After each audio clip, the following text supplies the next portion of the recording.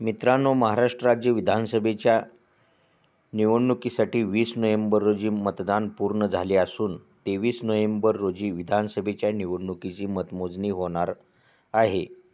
मित्रांनो, महाराष्ट्र राज्यामध्ये 288 विधानसभा मतदारसंघ असून 288 विधानसभा मतदारसंघापैकी ज्या पक्षाकडे 144 पेक्षा जास्त आमदार निवडून येतील व ज्यांचे बहुमत होईल त्यांचा मुख्यमंत्री होत असतो.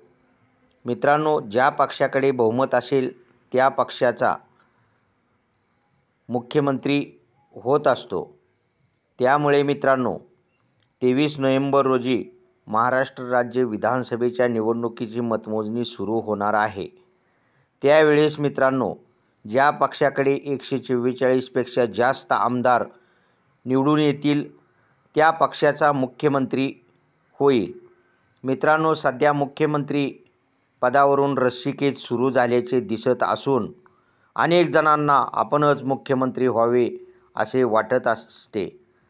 परंतु मित्रांनो, खऱ्या अर्थाने ज्या पक्षाकडे 144 पेक्षा जास्त आमदार निवडून येतील त्या पक्षाचा मुख्यमंत्री होईल हे स्पष्ट आहे.